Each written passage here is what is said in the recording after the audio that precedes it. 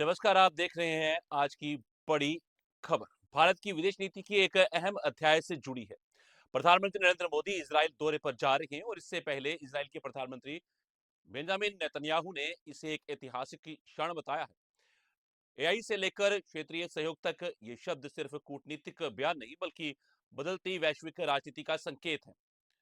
भारत और इजराइल के रिश्ते अब केवल रक्षा खरीद तक सीमित नहीं रहे बल्कि तकनीक, साइबर सुरक्षा, कृषि, जल प्रबंधन और स्टार्टअप इकोसिस्टम तक फैल चुके हैं। दोनों देश आतंकवाद के खिलाफ साझा रणनीति रखते हैं और पश्चिम एशिया में स्थिरता के लिए सहयोग बढ़ा रहे हैं। ऐसे समय में जब मध्य पूर्व में भू राजनीतिक हलचल तेज है, यह दौरा भारत की संतुलित और बहुआयामी विदेश नीति को भी दर्शाता है। सवाल यह है कि क्या यह मुलाकात नई रक्षा डील्स और टेक्नोलॉजी साझेदारी का मार्ग प्रशस्त करेगी? क्या एआई और सुरक्षा के क्षेत्र में दोनों देश मिलकर नया मॉडल पेश करेंगे? आज हम इसी पर विस्तृत से चर्चा भी करेंगे, पर पहले आपको सुनाएंगे बेंजामिन नेतन्याहू ने क्या कुछ कहा है। पहले आपको वो सुनाएंगे, फिर चर्चा का रुख करेंगे। בוקר טוב, יש לנו ברית ייחודית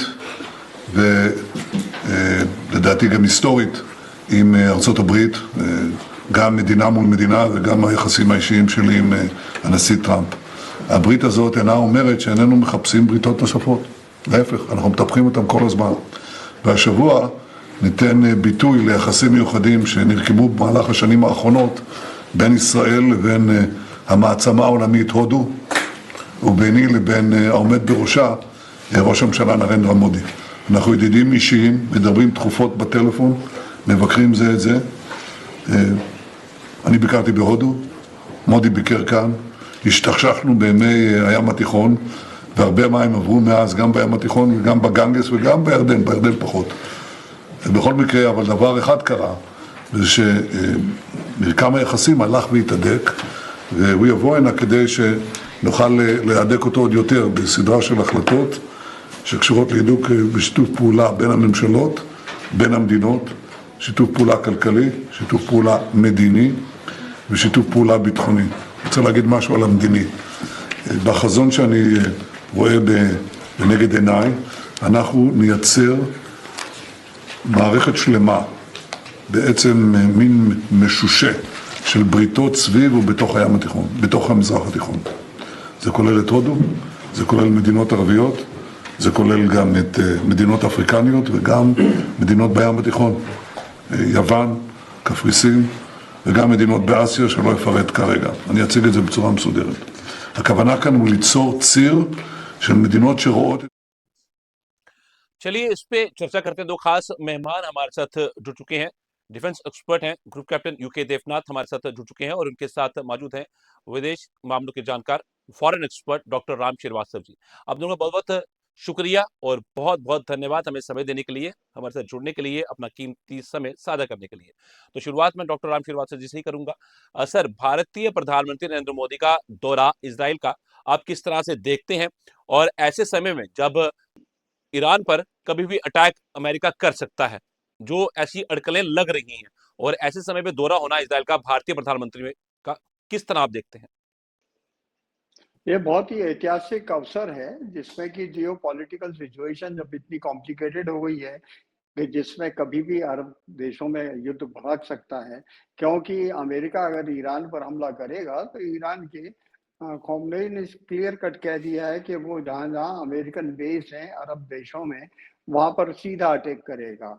और उसके अटैक करने की जो तकनीक है वो इजराइल में हम देख चुके हैं कि जब वो एक साथ बहुत सारे रॉकेट चले आते हैं या मिसाइल चली आती हैं तो आयरन डोम भी काम नहीं कर पाता था।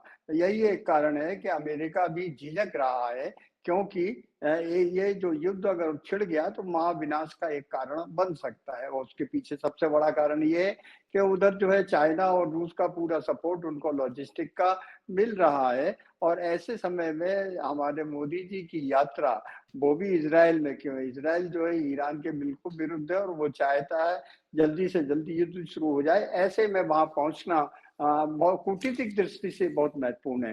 अंदाज लगाया जा रहा है विशेषकर विकसित देशों के और पूर्वी देशों के कूटनीतिज्ञों का कि ये संभवतः एक उनकी ऐसी यात्रा होगी जो बीच का रास्ता निकाले और इस जो गर्माहट हुई है, क्योंकि ये अब ट्रंप ने जिस तरह से घोषणा की है, पहले 30 दिन का समय दिया था, फिर अब 10 दिन का समय दे दिया है कि 10 दिन के अंदर वो उस पर साइन कर दें उनकी ट्रीटी के ऊपर, जो कि संभव नहीं है क्योंकि वो नहीं चाहते कि उनको मिसाइल्स को जो है ईरान सीमित नहीं करेगा। हाँ, बात करने को तैयार है, किस पर? सिर्फ जो उसका न्यूक्लियर आर्सेनल है, उसके बारे में तो वो साफ कहता है कि वो युद्ध के लिए है ही नहीं, हम तो शांति के लिए कर रहे हैं। लेकिन इसके लिए ये तैयार नहीं है अमेरिका। अमेरिका चाहता है कि वो किसी भी तरह से कर दें। ऐसे मौके में अगर युद्ध भड़कता है तो उसको शांत करने के लिए क्या मोदी जी कुछ भूमिका अदा कर सकेंगे? शायद कर सके, इसी उम्मीद से पूरी दुनिया की नजरें उन पर है। जी। लेकिन जो स्पष्ट रूप से दिख रहा है कि रणनीति में रक्षा और आपका जो है जो व्यापार और हाई टेक्नोलॉजी का हम इंटरेक्शन उनसे कर रहे हैं, अभी भी कर रहे हैं, और आतंकवाद को खात्मा करने के लिए हमारी कॉमन नीति है, जीरो पॉलिसी है इजराइल की। उस दिशा में अगर कोई हमारा रणनीतिक समझौता होता है तो ये एक बहुत महत्वपूर्ण कदम होगा, क्योंकि आज पाकिस्तान में जो आतंकवादी पनप रहे हैं वो अभी भी अपनी हरकतों से बाज नहीं आ रहे हैं। तो कोशिश तो यही रहेगी कि किसी भी तरह अंतर्राष्ट्रीय मंच पर मोदी जी की इस यात्रा के बाद, क्योंकि आज की तारीख में इजराइल की यात्रा करना, पैलेस्टाइन की दो राज्य भाषा जो स्थायित्व है, टू नेशंस थ्योरी, उस पर भारत का अनुमोदन करना, एक बहुत ही संतुलित कूटनीतिक यात्रा है, और निश्चित रूप से इससे हमारी विश्व शांति में एक स्तर बढ़ेगा। और हम उम्मीद करते हैं कि भविष्य में ये युद्ध मोदी जी के प्रयास से टल जाए, हालांकि उसकी संभावना कम दिख रही है। ये सब कुछ जो है 10 दिन के अंदर अंदर साफ हो जी, जाएगा। ठीक है, मैं दोबारा रुख करूँगा सर कायम आपका। जी। मैं गुरु कैप्टन यूके देवनाथ जी का रुख करना चाहूँगा। सर ये दौरा जो है, ये क्या नई रक्षा डील इसमें होने की संभावना है? ड्रोन और मिसाइल टेक्नोलॉजी में कितना विस्तार संभव हो सकता है? और भारतीय प्रधानमंत्री नरेंद्र मोदी का दौरा ये इज़राइल का कितना अहम है और किन-किन मायनों में? हाँ, इसमें कोई शक नहीं है कि भारत और इज़राइल के जो संबंध हैं, वो लॉन्ग टर्म स्ट्रैटेजिक पर्सपेक्टिव से देखा जाए तो भारत के लिए और इज़राइल के लिए भी बहुत ज़्यादा महत्वपूर्ण है। मोदी जी का दूसरा भ्रमण होगा इज़राइल के लिए, इससे पहले 2017 में गए थे। देखिए इज़राइल जो है इलेक्ट्रॉनिक के क्षेत्र में बहुत ही अग्रणी है। चाहे वो इलेक्ट्रॉनिक वॉरफेयर की बात हो, इलेक्ट्रॉनिक सपोर्ट मेजर्स की बात हो, ड्रोन टेक्नोलॉजी में उसका कोई सानी नहीं है। सबसे बड़ी बात है जब हम रेडार की बात करते हैं, चाहे सर्विलेंस रेडार हो या मिसाइल गाइडेंस रेडार हो और अलग-अलग तरह के जैमिंग सिस्टम्स हो जिससे हम दुश्मन के कम्युनिकेशन सिस्टम को या रेडार सिस्टम को जैम कर सकते हैं, इज़राइल दुनिया में बेहतरीन है। अभी जो गए हैं तो जाहिर बात है इसमें सबसे बड़े-बड़े जो एमओयूज़ कॉन्ट्रैक्ट तो बाद में साइन होंगे लेकिन अंडरस्टैंडिंग यही है कि शायद आयरन डोम के कुछ कंपोनेंट हम इंडिया में ट्रांसफर ऑफ टेक्नोलॉजी के तहत बनाएंगे। तो सुदर्शन चक्र का बहुत बड़ा हिस्सा रहेगा। हम चाहते हैं कि भारत में भी हम इज़राइल की तरह से एक एयर डिफेंस प्रणाली विकसित करें ताकि भारत के ऊपर भविष्य में चाहे पश्चिम से या उत्तर से चाहे कहीं से भी कोई हमला हो अंतरिक्ष से, हवा से, ड्रोन से, फाइटर विमान से, हेलीकॉप्टर से हम उसको इंटरसेप्ट कर सकें और शूट डाउन कर सकें। बराक एक सिस्टम जो है वो हमने नेवी के लिए अडॉप्ट किया हुआ है और बहुत बड़ी जानकारी अभी ये आ रही है कि बराक 8 सिस्टम को इज़राइल की मदद से अब अपग्रेड किया जाएगा। जिसमें कि जो जैमिंग सिस्टम है, जेम सिस्टम है, उसको भी इज़राइल ट्रांसफर ऑफ टेक्नोलॉजी के बतौर इंडिया को बताएगा। जी। भारत में जो हम स्वदेशी देखिए हम आकाश मिसाइल सिस्टम पहले ही डेवलप कर चुके हैं और आकाश मिसाइल सिस्टम के भी काफ़ी इलेक्ट्रॉनिक सिस्टम खासतौर से एंटी जैमिंग यानी ईसीसीएम जिसे बोलते हैं, electronic counter counter measure systems जो हैं, वो हमने इज़राइल की मदद से ही डेवलप किया है और इंस्टॉल किए हैं। अभी भारत में हम डेवलप कर रहे हैं, निर्मित करने जा रहे हैं long range surface to air missile system. इसमें जो एआई प्रणाली लगाई जाएगी, जो कि काफ़ी हद तक एलआर सैम सिस्टम को ऑटोनोमस बनाएगी। तो वो जो सिस्टम है, वो भी इज़राइल बनाने में हमें मदद करेगा।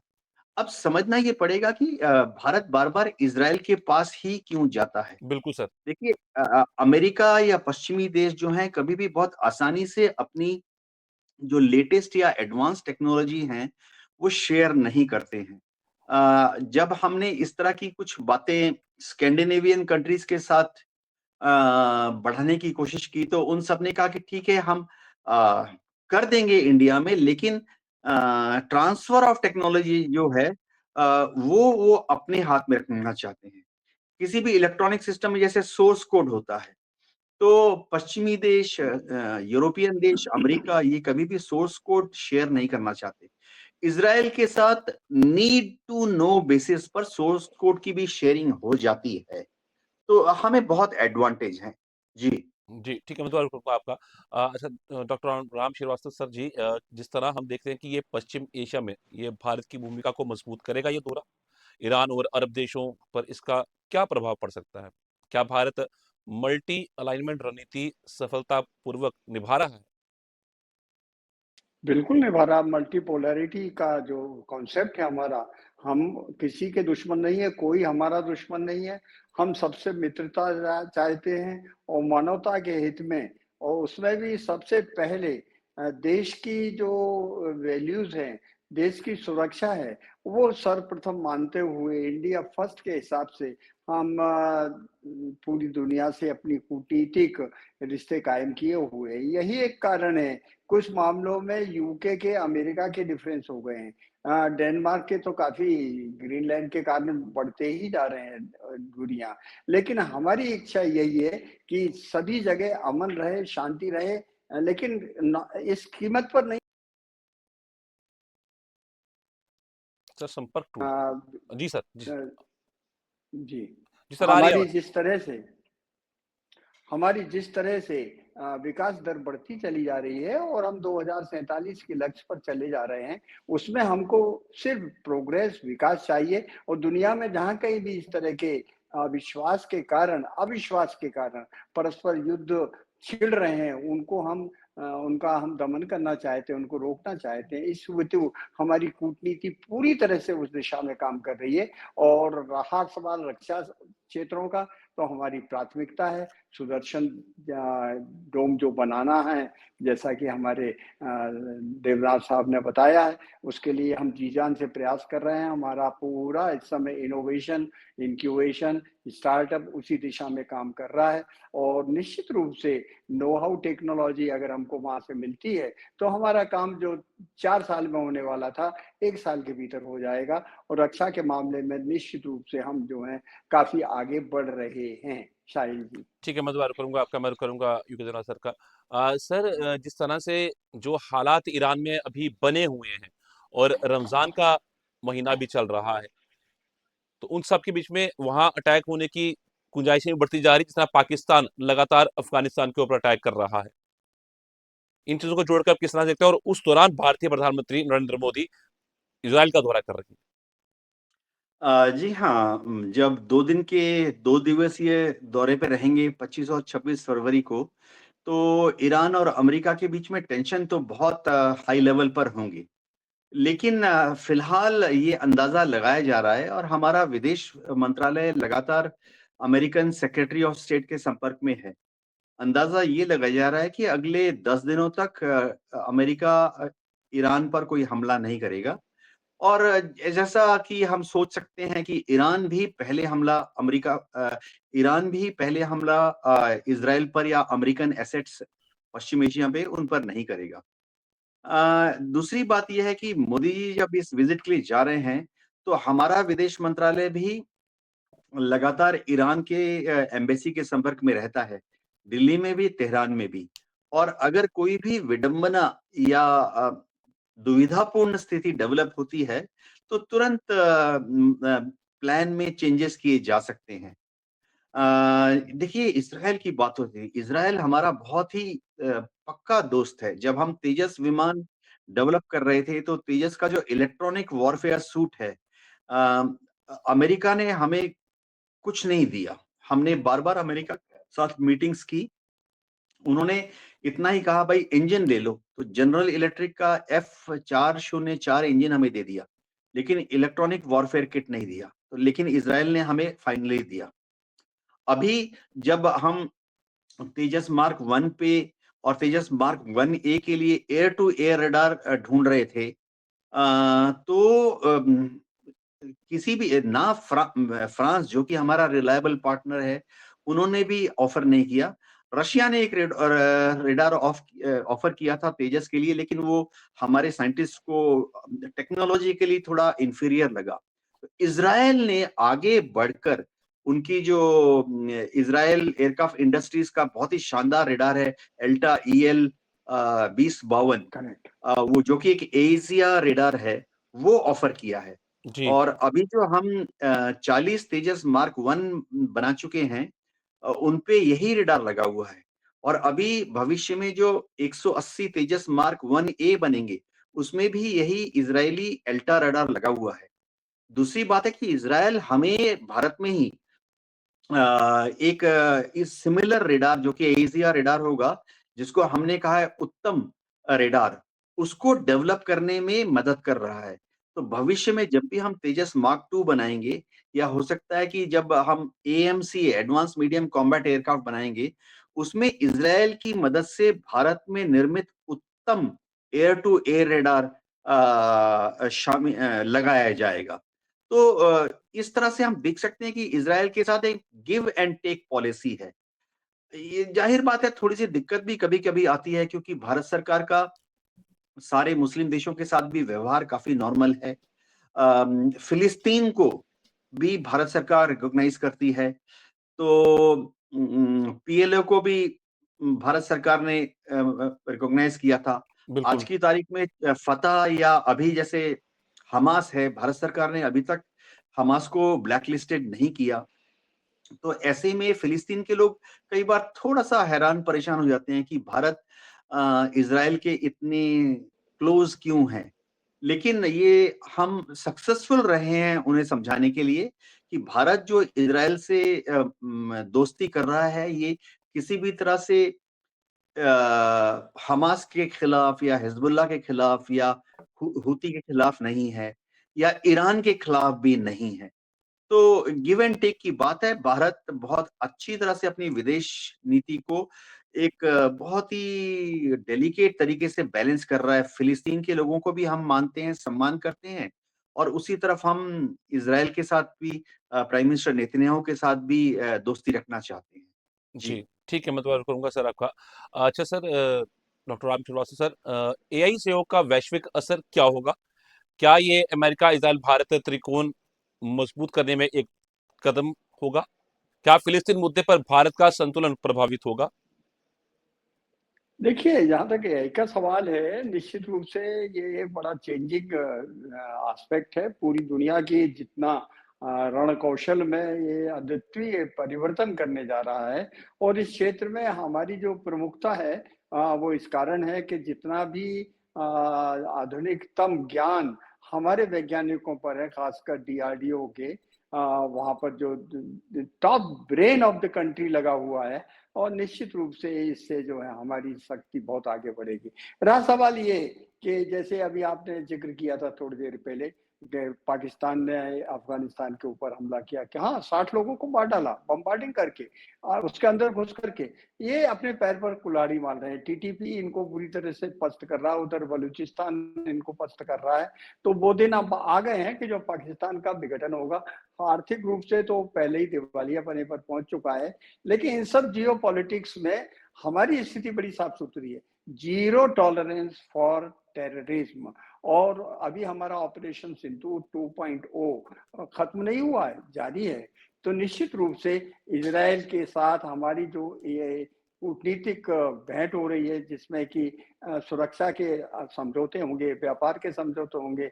10 बिलियन तक का तो हमारा व्यापार इस समय है, और ये आगे बढ़कर कुछ दिनों में 50 बिलियन भी हो सकता है, क्योंकि इसराइल की एक तो जगह बहुत कम है, एरिया उस देश का, दूसरे उसके पास रेयर जो मटेरियल है, रॉ मटेरियल, वो अवेलेबल नहीं है उतना जितना हमारे पास अवेलेबल है। यही एक कारण है कि इसराइल यहाँ पर हमको सहयोग देकर प्रोडक्शन शुरू कराकर खुद का भी आपूर्ति करेगा, जैसे गोला बारूद हम बनाकर अभी भी ले रहे हैं उसको।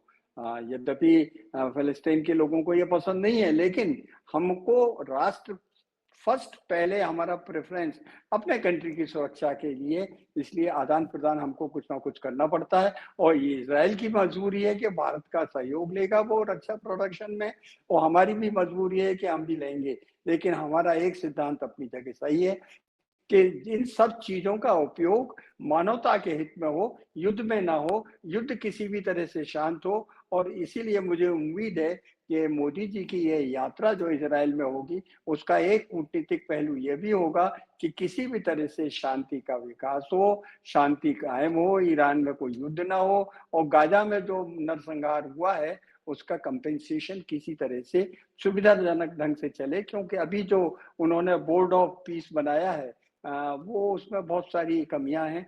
कई बार तो ऐसा लगता है जैसे ट्रंप साहब ने उस मैदान को साफ कराकर वहाँ अपना कमर्शियल कॉम्प्लेक्स बनाना चाहते हैं। फिलिस्तीन के लोगों की उनको कोई चिंता नहीं है, वो अपने व्यापारिक लाभ देख रहे हैं।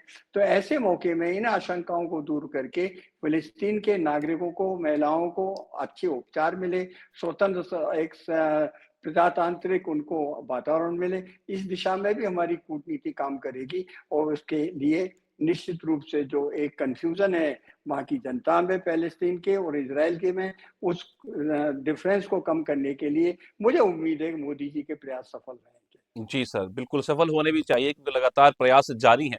अच्छा, मैं रुक करता हूँ group captain UK Devnath sir का। सर, साइबर वारफेयर सहयोग का क्या महत्व रहेगा इस दौरे के दौरान, और इस दौरे के दौरान क्या ये चीन पाकिस्तान समीकरण को संतुलित करेगा ये दौरा?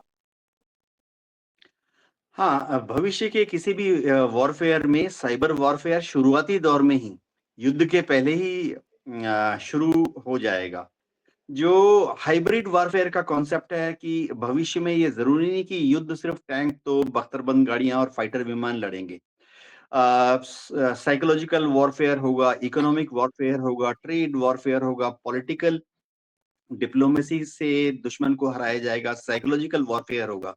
साइबर वॉरफेयर बहुत इंपॉर्टेंट फैक्टर होगा।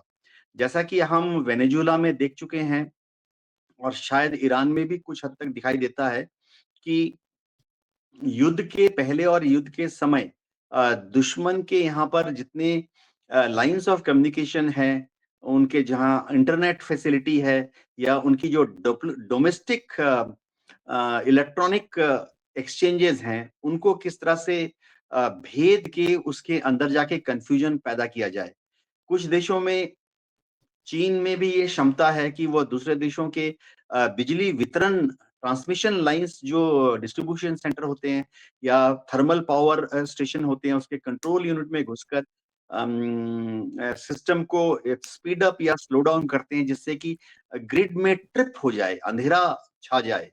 तो इज़राइल हमें साइबर वॉरफेयर के नए-नए टूल्स देगा। सबसे बड़ी बात है कि इज़राइल को स्वयं ही खूब अच्छा एक्सपीरियंस है, क्योंकि इज़राइल के ऊपर भी अलग-अलग देशों ने अपने साइबर टूल का इस्तेमाल समय-समय पर किया है। जिसमें कि चाइनीज़ या रशियन साइबर वेपन्स थे। तो इज़राइल के साथ हमारे साइंटिस्ट की, इंजीनियर्स की और मिलिट्री की जो हमारी सीनियर ऑफिसर्स हैं, एक्सचेंज प्रोग्राम भविष्य में चलेंगे। अ, अभी भी मैं आपको बताना चाहता हूँ कि पिछले 1 दशक से इज़राइल के साइंटिस्ट इंडिया में आते रहे हैं और हमारी जितनी टॉप कंप्यूटर कंट्रोलिंग प्रणालियाँ हैं, जी सर। वहाँ पर वो हमारे साइंटिस्ट और इंजीनियर्स को बतौर एडवाइज़र, बतौर कंसल्टेंट ट्रेन करते रहे हैं और सिस्टम अपग्रेड में मदद करते रहे हैं। अभी-अभी एआई की बात हो रही थी। देखिए, एआई और साइबर वॉरफेयर भविष्य में बहुत ही इम्पोर्टेंट हिस्सा होंगे। एआई की वजह से साइबर वॉरफेयर और ज़्यादा द्रुत गति से इस्तेमाल होगा और ज़्यादा एफिशिएंसी से इस्तेमाल होगा और साइबर वॉरफेयर की वजह से एआई में भी एंटी साइबर गतिविधियों में बढ़ावा देने की दरकार पड़ेगी। तो इज़राइल के साथ हमारा कोऑपरेशन भविष्य में साइबर वॉरफेयर और एआई दोनों में ही बहुत ज्यादा होगा। डिफेंस में तो डेफिनेटली साइबर वॉरफेयर और एआई की बहुत ज्यादा जरूरत है। भारत ने एक बहुत अच्छा कदम लिया है और अभी जो जॉइंट डिक्लेरेशन 80 देशों के साथ हमने साइन किया है, उसके तहत भारत कुछ क्षेत्रों में लीड रोल अदा करेगा। जी सर। शायद डिफेंस एआई में भी भारत आने वाले समय में दुनिया में तीसरा या चौथा महाशक्ति होगा। जी। ठीक है सर, मैं राम श्रीवास्तव सर का रुख करना चाहूँगा। सर, क्या भारत मध्य पूर्व में शांति मध्यस्थ बना सकता है? क्या ये दौरा दीर्घकालिक सामरिक साझेदारी की दिशा तय करेगा? देखिए, भारत की पहली नीति तो यह है जीरो टॉलरेंस फॉर टेररिज्म। और जो देश टेररिज्म को बढ़ावा दे रहे हैं, उनसे निश्चित रूप से हमारी एक कट्टर प्रतिस्पर्धा रहेगी। टेररिज्म को तो खत्म करना ही पड़ेगा। अब रहा सवाल ये कि अगर मध्य पूर्व के कुछ देश टेररिज्म को सहन करेंगे या प्रश्रय देंगे या फंडिंग करेंगे, तो निश्चित रूप से ये एक जटिल कार्य होगा।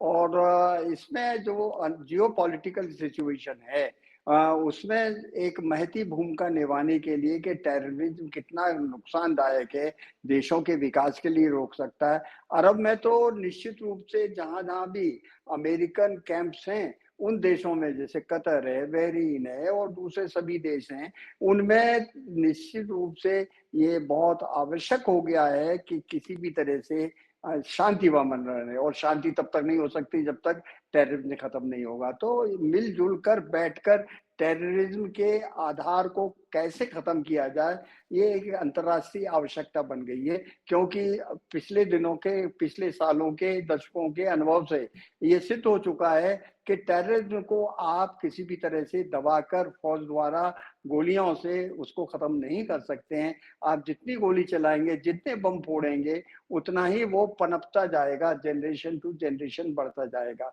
तो बीच का मानवता के हित में विकास करने के लिए ऐसी नई खोज करना पड़ेगी, मिल बैठकर कूटनीतिक स्तर पर। उस दिशा में महती भूमिका अगर दुनिया में कोई निभा सकता है, तो भारत निभा सकता है। इस दिशा से, इस उम्मीद से कि भविष्य में कोई युद्ध ना हो, अगर युद्ध हो रहे हैं तो उनको शांत किया जाए, उनमें समझौता किया जाए, परस्पर विश्वास किया जाए और मानवता का विकास किया जाए। इस उद्देश्य के साथ मेरा ख्याल है मोदी जी का ये दौरा जो होगा काफी महत्वपूर्ण होगा। जी सर, बिल्कुल, बहुत महत्वपूर्ण होने वाला है ये दौरा।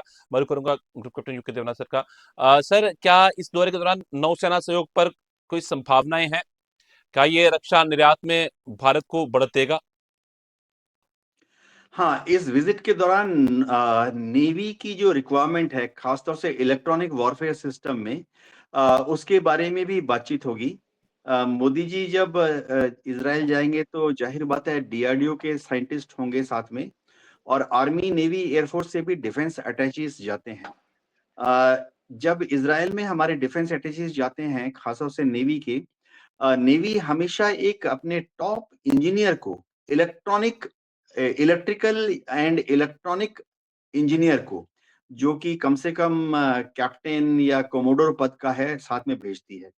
इसका रीजन है कि नेवी ना सिर्फ बराक 8 मिसाइल सिस्टम को अपग्रेड करना चाहती है, उसके इलेक्ट्रॉनिक वॉरफेयर सिस्टम को अपग्रेड करना चाहती है, वरन नेवी में जैसे भविष्य में जितने भी शिप्स, फ्रिगेट्स हम बनाएंगे, उनके जो रेडार हैं और उनके जो मिसाइल गाइडेंस रेडार हैं, उनको इज़राइल की मदद से हम भविष्य में डेवलप करेंगे और डिप्लॉय करेंगे। इलेक्ट्रॉनिक वॉरफेयर सिस्टम में जैसे अलग-अलग सिस्टम होते हैं। एक होता है चेफ डिस्पेंसर, यानी दुश्मन का अगर एक मिसाइल आ रहा है तो silicon coated, aluminium coated silicon के फाइबर्स होते हैं जिनको कि ब्लूम किया जाता है हवा में। तो इससे क्या होता है कि दुश्मन की जो मिसाइल है वो हमारी नेवी की शिप की तरफ ना जाकर, जो शेफ का जो क्लाउड डिप्लॉय हुआ है, एल्युमिनियम फॉइल्स का जो क्लाउड डिप्लॉय किया गया है, उसकी तरफ चले जाते हैं दुश्मन के मिसाइल। तो इंडियन नेवी को इस तरह के सिस्टम्स की ज़रूरत है। हमने भारत में उनको डेवलप किया हुआ है।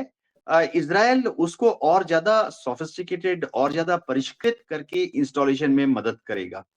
इंडियन नेवी की एक और दरकार है अंडर वाटर सोनार सिस्टम की। जब जी, हमारे सबमरीन समुद्र की गहराई में ऑपरेट करते हैं, तो सबमरीन जो हैं, वो ज़ाहिर बात है दुश्मन के सबमरीन की जो आवाज़ होती है, उसको सुनने की कोशिश करते हैं। तो हमारा जो सबमरीन है उसमें इस तरह का सोनार लगाया जाएगा जो कि इज़राइल की मदद से हम डेवलप कर रहे हैं, जो कि दुश्मन के सबमरीन या दुश्मन के शिप की इंजन की आवाज़ सैकड़ों किलोमीटर की दूरी से ही भाँप लेगा। तो हम दुश्मन के ऊपर 50 या 100 किलोमीटर की दूरी से ही अपना जो टॉर्पेडो है, वो लॉन्च कर सकेंगे। तो इस तरह के काफ़ी छोटे-छोटे प्रोजेक्ट हैं, लेकिन ओवरऑल इससे हमारी नेवी की वॉर फाइटिंग पोटेंशियल भविष्य में बहुत ज़्यादा इज़ाफ़ा होगा। जी। जी। तो हर मायने में हम समझें कि प्रधानमंत्री नरेंद्र मोदी का ये दौरा काफी खास और काफी अहम रहने वाला है। बहुत बहुत धन्यवाद हमारे साथ जुड़ने के लिए डॉक्टर राम श्रीवास्तव जी, आपका भी, और ग्रुप कैप्टन यूके देवनाथ जी, आपका भी, दोनों का बहुत बहुत शुक्रिया हमें समय देने के लिए, कीमती समय हमारे साथ साझा करने के लिए, और बहुत अहम बातें रखी अपने भारतीय प्रधानमंत्री नरेंद्र मोदी के दौरे को लेकर। बहुत बहुत शुक्रिया आपका हमारे साथ जुड़ने के लिए। तो साफ है कि प्रधानमंत्री नरेंद्र मोदी का ये इजराइल दौरा केवल औपचारिक यात्रा नहीं बल्कि रणनीतिक संदेश भी है। रक्षा तकनीक और क्षेत्रीय स्थिरता जैसे मुद्दों पर भारत इजराइल साझेदारी नई ऊंचाइयों की ओर बढ़ रही है। आने वाले दिनों में इस मुलाकात के ठोस परिणाम सामने आ सकते हैं, चाहे वे रक्षा समझौते हो, एआई सहयोग हो, या वैश्विक मंचों पर रणनीतिक समर्थन। फिलहाल नजरें यरूशलेम में होने वाली बैठक पर टिकी हैं। मुझे दीजिए इजाजत। नमस्कार।